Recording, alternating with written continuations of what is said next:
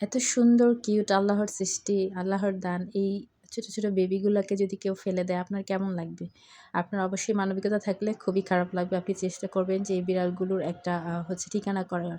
যাই হোক, তো সেম আমাদের বাসায় অনেক আগে বিড়াল পালতাম আমরা। তো আশেপাশের মানুষের অনেক সমস্যা হতো। যে কারণে আমরা সেই বিড়ালগুলোকেও ছেড়ে দিয়ে আসছি বড় করে। তো এখন আবার নতুন করে এই বিড়ালের বেবিগুলা পাশের কোথাও বিড়ালটা প্রসব করছে। তো সেখান থেকে মানুষ ফেলে দিয়ে গেছে সিঁড়িতে।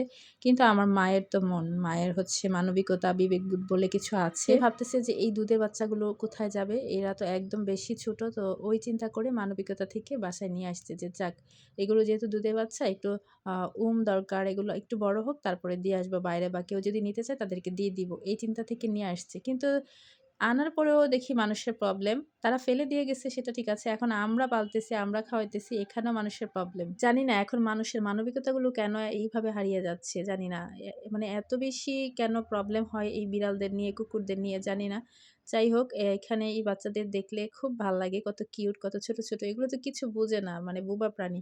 দেখেন কি সুন্দর খেলা করতেছে। এখন এদেরকে আনা মাত্র এখন আবার শুনতে হচ্ছে যে আমরা কেন বিড়ালদেরকে খাবার দিই। খাবার দেই বলেই নাকি বিড়ালরা আমাদের এখানে প্রশ্রয় পেয়েছে।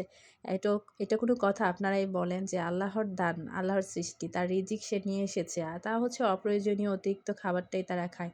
যাই হোক, আমাদের চিন্তা ছিল যে তাদেরকে কিছুদিন রেখে একটু বড় করে তারপর দিয়ে আসবো বা কারো কাছে দিয়ে দিব। এটাও আশেপাশের কিছু মানুষকে মানাতে পারলাম না। অবশেষে আল্লাহর নাম নিয়ে এদেরকে রাস্তায় দিয়ে আসতে বাধ্য হলাম। আল্লাহ যদি মাফ করে আমাদেরকে। পরবর্তীতে খোঁজ নিতে গিয়ে জানতে পারলাম একটা সাথে সাথেই মারা গেছে, আর বাকিগুলো কোথায় জানি না।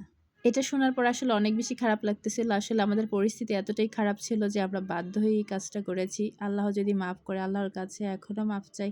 আল্লাহ যেন আমাদের মাফ করে দেন।